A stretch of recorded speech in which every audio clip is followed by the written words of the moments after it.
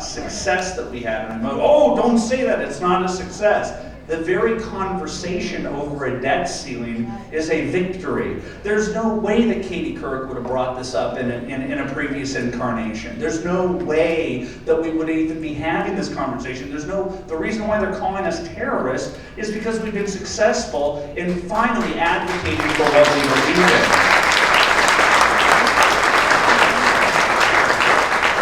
I wish the name, it's the Hollywood College, no, it's the Hollywood Republicans, the Hollywood Congress of Republicans. Yes. Okay, throw in Tea Party in there, because without the we can lose the Republican Party and the country would still be moving forward, but if we lost the Tea Party, we'd be screwed. The resurgence, who disagrees with that? Because I will bite your head off, and I will then deconstruct it. Which is worse. Who disagrees that the Tea Party isn't the very thing that has saved this country right now? And how many people care that Joe Biden called them a terrorist? Who didn't smile? We are feigning that we're upset when the comedians call us, Nazis and fascists. We feign. I feign. I can't believe that they just called me a Nazi. I am basking in it. I want to be called a terrorist. It's ridiculous. I remember my editors were so ready to fight. Friday afternoon, 2 weeks ago, I'm in Western Michigan, and I'm in vacation mode, and then Anders Breivers or something Anders Breivers or something like that up in Oslo goes on a killing spree, and I'm like, oh, I know they're going to blame me for it personally. I'm in Western Michigan. I see a causation. Don't you? I mean, it's so obvious. They're going to find it. I promise you they're going to come after me. And they did. And my people are like, we're going to fight. Monday's going to be a war. I'm like, you guys, you're not feigning this? You really are worried that the American public is stupid enough to buy the Matt Damon line on anything? We're winning. We're winning on an epic level. We're taking over the media. They're freaking out. I got Congressman Wiener to apologize to me. I got Ariana Huffington to apologize. These are epic victories. Well, to me they are. I'm a narcissist and I'm from Hollywood. And that's why I ultimately come back to Hollywood. As much as I liked Michigan, they go, Andrew, you should really stay. I go, no, I have to go back to Los Angeles with my people. We're all narcissists out there. We're just lovely narcissists. And the Republicans that I know are decent people. They care deeply about their country, but they also deeply care about themselves. And I have to go back to my people. We're lovely narcissists. It's possible. It's not the malignant narcissist. We're the benign narcissist. And okay, I started my thing with the Hollywood Congress of Republicans in 2004, and there was probably about this amount of people. So this narcissist is probably 4 times more popular than I was 7 years ago, which is totally awesome from my vantage. And we were a defeated group of people who existed in Hollywood, and we just needed each other to cry on each other's shoulders. And if they invited me to speak on Monday, I would have come. And if they said, we'd like for you to do another half hour the next day, I'd absolutely come. And I would probably go 7 days a week, because it was so depressing to exist in Los Angeles and to have my parents' values and to be watching them, go down the drain. And that you just knew that in Hollywood that there was a legacy of patriotism, and it just kind of went away 40 years ago. It's like Jimmy Stewart, the things that John Wayne and Jimmy Stewart did, it was just a reflexive thing. Hollywood was created by patriotic Jews, quite frankly, to a great extent, that gave back to the community and felt that they felt that a sense of duty to the country. to produce, quite frankly, propaganda for the war effort. And when I wrote that book, I live on the cemetery in West Los Angeles, and I was seeing people starting to get buried there, and I was looking around, and Hollywood was starting to make anti-war movies. I was like, this can't happen, this can't happen. The rest of the country is unified, yet Hollywood is leading the charge to try and disunite the country because the left, in a center-right country, needs to community organize. It needs to use critical theory. It needs to deconstruct. It needs to destroy. It needs to destroy the American psyche. It needs to destroy e pluribusum. It needs to separate people based upon, they're trying to kill me. My voice is everything. I don't think. Yeah, okay. So anyway, I sensed peril. I sensed that the first people that had courage to fight against the unity that happened after 9/11 was the Hollywood crowd. I was like, uh-oh, I see what's going to happen here. And it worked, and they turned the country on a wartime president. And you can see after the fact, they have no antipathy for George W. Bush. It was a means to an end to get to power. The wars that they said were black and white, good and evil. They judged, these non-judges judged Iraq and Afghanistan as pure evil, born of evil, yet we're still there. Gitmo is still there. All of the things that President Obama said were simply to get into office. And Hollywood led the propaganda campaign for that to happen. And Cindy Sheehan no longer has Kemp Casey, and Susan Sarandon and the Hollywood left are absolutely silent right now. They're partisans, they're ideologues, they're on the left, and I said, this is crazy that we never have put a fight up in Hollywood. Well, there's 4 times more people here than were here 7 years ago, and that's heartening to me, okay?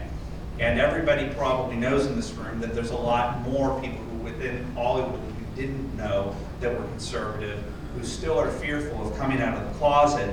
But over the last 6 years, over the last 5 or 6 years, an unprecedented, historic rise of conservatives in Hollywood is starting to happen as well. So I would say that that this group is a proto group, proto Hollywood conservative group, the FOA thing that everybody knows about. But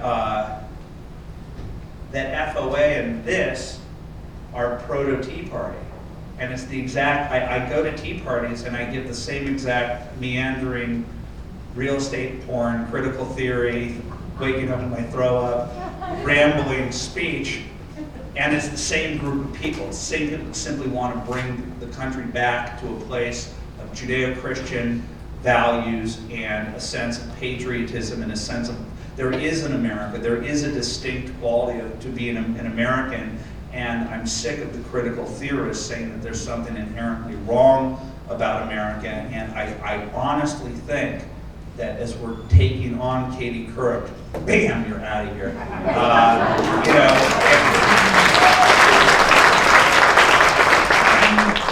I'm not sure when you have $14 trillion worth of debt that we're going to survive. Okay, I'm not. That's the inner terrorist in me that's fearful that we're going to spend ourselves into destruction. So that's just the selfish, hostage-taking terrorist in me that worries that we can't pay our bills. But take that equation away. I am incredibly heartened by what's happened over the last 20 years. Let's start with Rush Limbaugh. Okay? That is the beginning of this battle. Blue state, New York, Manhattanites could dictate the national narrative, and Hollywood reflected in movies and television and music, and we just got beaten up. And then Matt Drudge came about, and I got very lucky. He used to live not far from there. Met him in 1995, and when he putted away and I believe it was like a Hyundai or some similar vehicle, after leaving my father-in-law Orson Bean's little cottage complex down in the Venice canals, and he was at that point folding t-shirts at the CBS gift shop, and he was doing better than I was in terms of my vocation. At that point I was working at the E building, working on code, and just working at E is filthy. And this was before it became respectable with the Kardashian.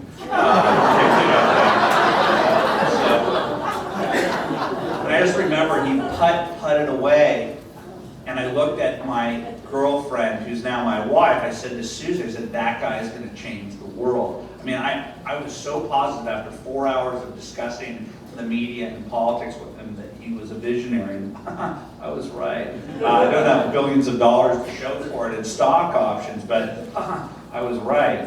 I don't know, that's a little dissatisfying, to be honest with you. I had to drive myself. Traffic, Los Angeles, so pedestrian, can't afford new jeans. Yeah, well, we'll take a collection. I know, it's terrible. It's terrible, but... Okay, so Drudge does what Drudge did. Okay, here's what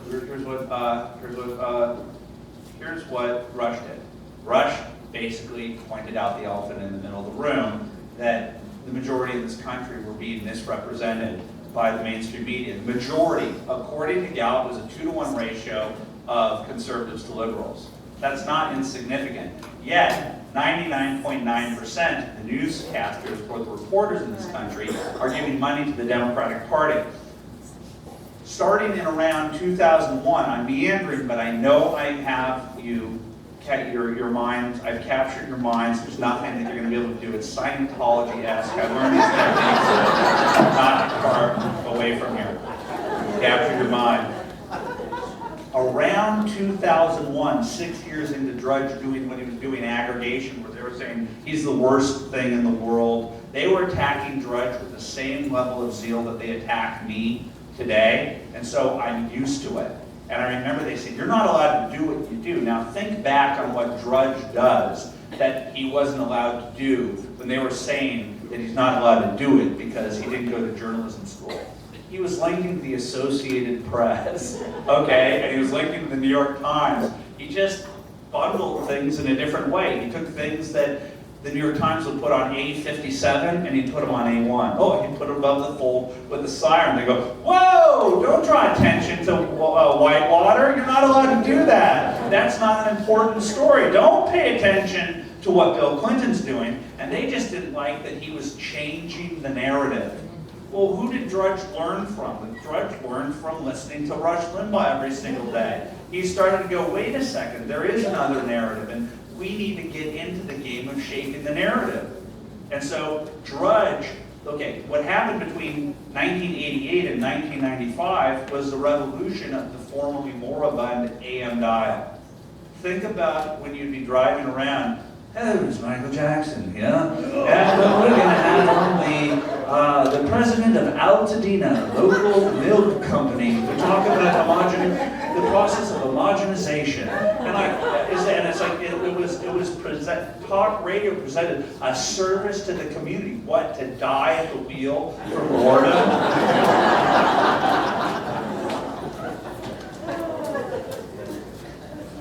And so he created an industry that didn't exist of people to go, yeah, I disagree with Katie Couric. And we got out of that. I remember in Los Angeles, and this is like 1991, 3 years after Rush Limbaugh basically started on a national basis, Dennis Prager and Larry Elder and Ray Green and Michael Bedford, yes, but what's the Putnam? George Putnam. It was my 870, 640, 640, 790, 870, and it was just like, what the heck? Oh my God, there's commercial on all three. I'm screwed. I remember I started to deliver scripts for a horrid movie producer locally. It was just horrid. And and I just remember they feigned Democratic politics. They threw Democratic things. And this was before I was really that political, but I noticed that you had to feign that you were a big wig, and I ended up driving Senator Frank Lautenberg, who my boss, he was really nice, by the way, and he was ancient in the early 90s, and he's still a senator. He's like, yeah, he was really nice. Anyway, I remember I was being promoted to be a producer in a project that I walked into the office when I was driving scripts around. It's called Valley Girl. They got the rights to the sequel. And I walked in, I was like, okay, I grew up with that movie. You can't do a sequel to it. You can't bastardize that lovely little independent film and turn it into a sequel 10 years after the fact when people, I can't believe I'm giving you this, but I ended up having the ability to move from driving my car around to getting a producer job where I would have had to have focused on this project. I would have been paid more money. I would have had more prestige, which is everything we cared about. But here's what my internal mechanism was going on right here. I was like, no, I got to listen to talk radio. And I was like, I just want to drive. I just want to drive. I just want to drive and listen to talk radio.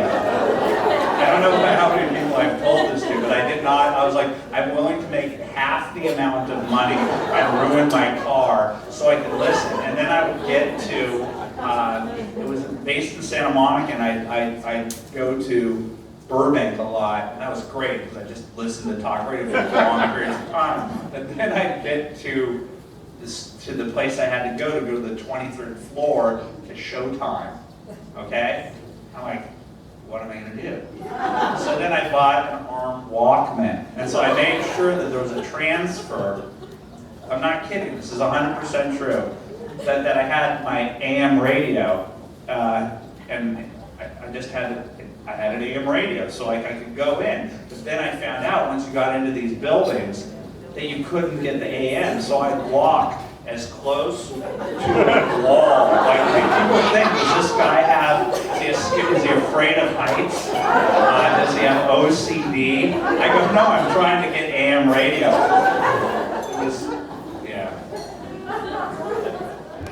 Thing that has not changed whatsoever. But I think that people started to realize, who were sentient and just aware, like I did when I saw his Hyundai put away. It's like, this is taking away the power even more than Rush did, because not everybody in the world could get an AM radio. But I got HTML for Dummies when I met Drudge. I went to the bookstore and I got HTML for Dummies so I could learn how to do basic HTML. You still had to try. You still had to make some type of an effort. You didn't need to have a license from the FCC. You didn't have to know somebody who owned a radio station. That's pretty difficult to get to where Rush Limbaugh is, even at the Michael Medved level or even at the local radio station. It's pretty hard to be the one person that can do it. Drudge sent a message that says, Katie Couric, guess what? Your next door neighbor and the people that you hate in flyover country are now in competition with you, but you still had to learn HTML. And then after 9/11, weirdly, I think that it was born of necessity. People created blog software that allowed for people like your grandmother could have a blog and she could start putting up creme brulee, her favorite creme brulee recipes or pictures of her garden. You don't have to be that smart to realize that Katie Couric is now threatened because anybody can report anything at any time, and there are more of us than there are of them.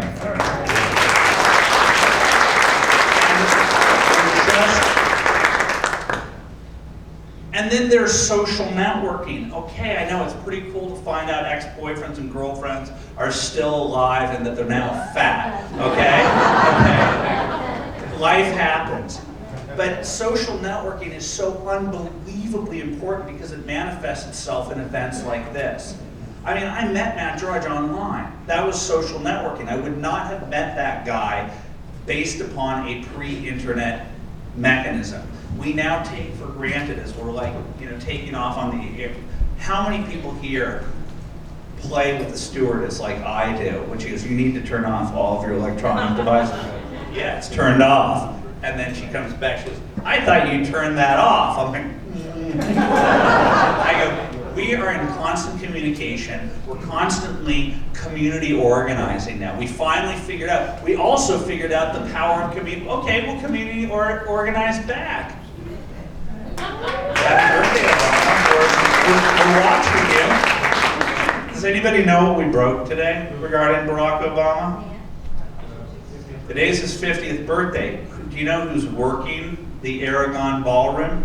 A non-union. It's non-union. This guy who is put these people that bring those big mammoth, inflatable rats, to protest if it's a non-union job, even if it's like a single drywall in North Hollywood, and you're like, why is the rat? And you're like, it's like hired AstroTurf people. You finally get the guy who organized the 30 guys that are like, somebody's doing a single drywall that's non-union. And we called up the IDEW local 1220, the ones that would be doing the camera work. Hi, non-union, get them out of here.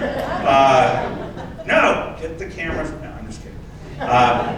And this guy named John Rizzo, I said, hi, it's Andrew Breitbart, website, Big Government. He goes, hey, good to talk to you. I said, Obama's doing an event down the street. Are your guys doing it? No. What do you think about that? Well, if it's true, it's pretty bad, And I'm like, oh, great, that's a good quote from the IBEW. Who happened to be the ones that threw the eggs at us at the Tea Party in Searchlight, Nevada. Oh my God, can you believe that this story all connects? And then it's going to have a bow at the end? How does that possibly happen? How do I weave it all back together? I won't. But I'll try. Okay. We've got Drudge, then we've got 9/11, then we've got the blogs, then we've got social networking, and it's now, this is what's happening. They've taken for granted that they can control us for so long, and they're Orwellian, they're outnumbered by so many people. They're so outnumbered, but they make it so that people in Hollywood, I'm not going to admit that I'm a conservative. I go, why? We outnumber them. They should be the ones who are intimidated. And all of this technology, whether it be a free AM radio band, where anybody can call up and anybody can talk, and we take advantage of the First Amendment. And then Drudge, it's like, hey, I'm just a free citizen wanting to express myself freely. Social networking, where you can go tell Putin to go to hell, and there's nothing he can do about it. You can tell anyone to go to hell, and there's nothing that they can do about it. I go, these are manifestations of freedom that could only have occurred, phenomena that could only have occurred first in the United States. We are in a state of technological and information flux of epic proportion that's pure goodness.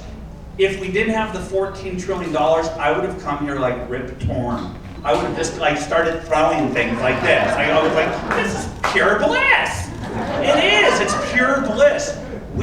Technology and freedom together is taking over from the people who wanted to set the agenda, control the agenda, and tell us how to live. We're free people, and we're finally standing up to the bullies on the playground.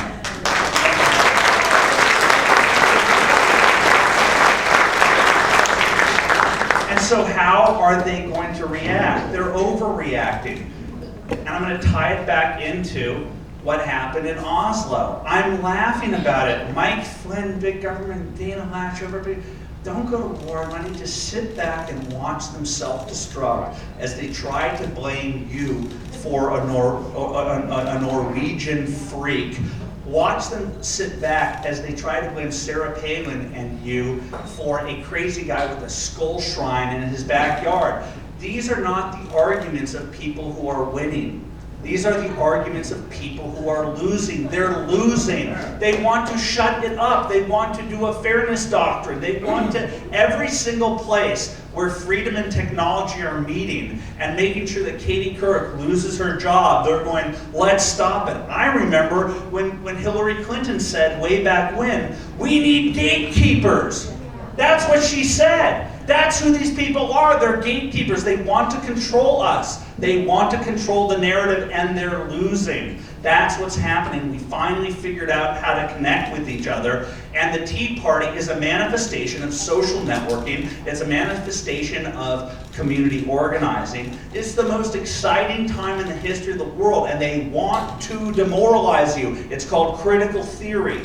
They want to deconstruct you and say, you're not worried about out-of-control spending, you're worried about black people. Bullshit. Go fuck yourself.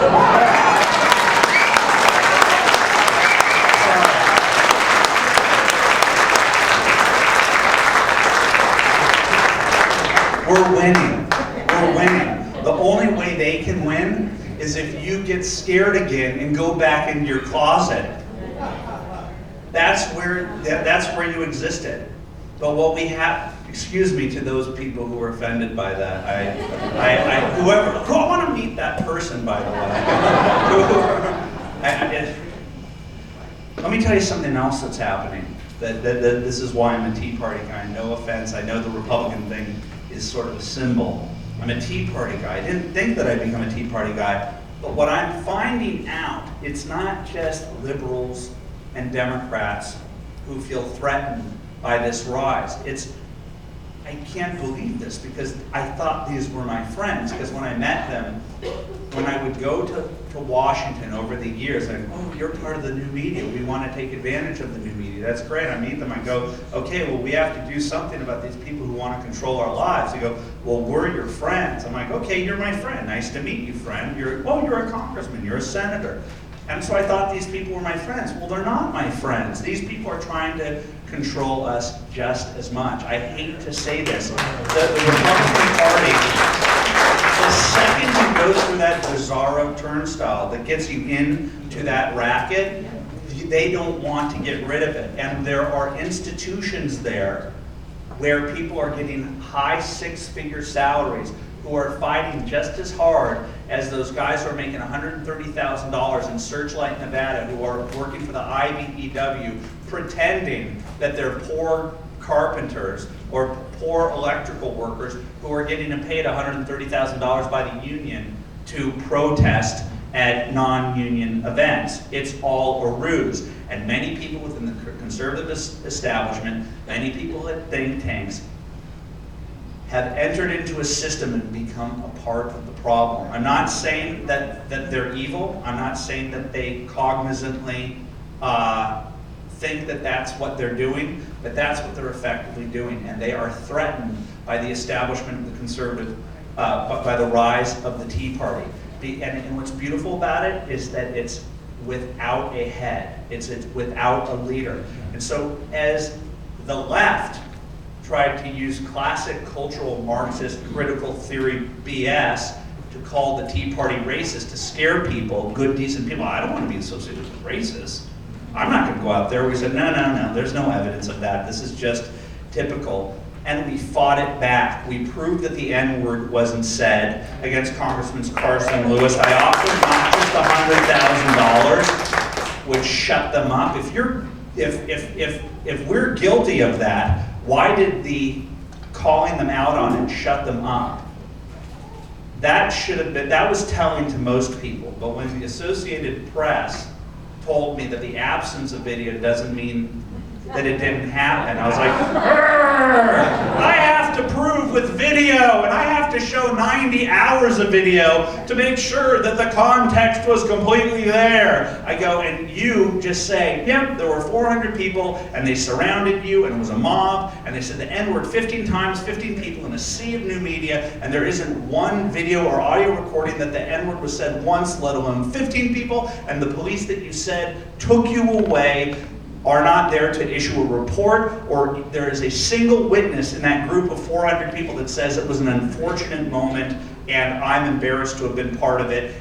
It didn't happen. But when the Associated Press went to go put Humpty Dumpty back together again and said that the absence of video doesn't mean it didn't happen, I said, well, we're going to go out and find video. And we found 4 separate videos of them walking down the specific spot that they said they were walking down, unobstructed by a mob. In 7 seconds, they're down and onto Independence Avenue, and you could hear one person yell, no, it wasn't. You could hear "Kill the Bill." It's something like, oh boy, I usually have this in quick process. Something like, "You corrupt bastards," or something like that, or something very generic, as they're walking down with Caucasian American Republican former Congressman John Shattuck is walking a beat behind them, smiling. And looking at his BlackBerry, somebody says, you corrupt bastards, or something even more innocuous than that. The event didn't happen. And we use new media to do it, but they still will not acknowledge it. So they tried to destroy the Tea Party based upon the false racist meme, and it was meant to keep you in your houses and to become disengaged and to turn off your computers and to just say, we lost the country, and you stood tall. And the Tea Party created this last week. Period. We created with what happened in 2010, and who is angry other than the left right now, who call us terrorists and that we're hostage takers? The Republican Party that say that we're acting immature. Okay?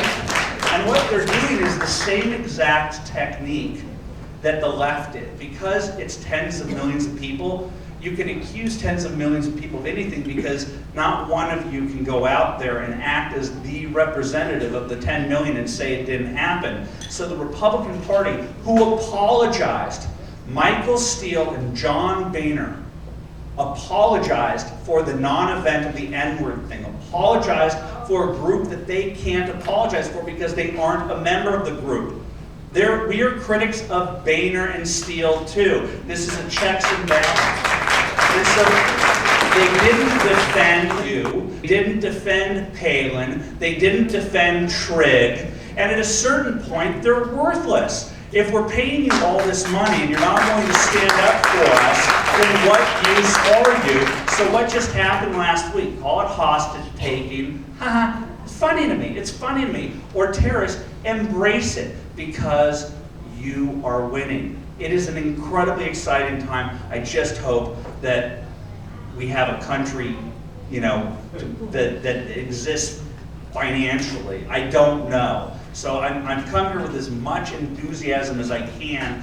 I just don't know anything about finances and the economy. I feel like we're in steep peril, but I'm pessimistic in that regard. But other than that, we now, as human beings and as citizens of a free country, have all the tools in the world to conduct a clean, democratic process that includes communicating ideas back and forth to one another. So I am a gleeful, rip-torn, Tea Party conservative, and thank you very much, all of your colleagues Republicans.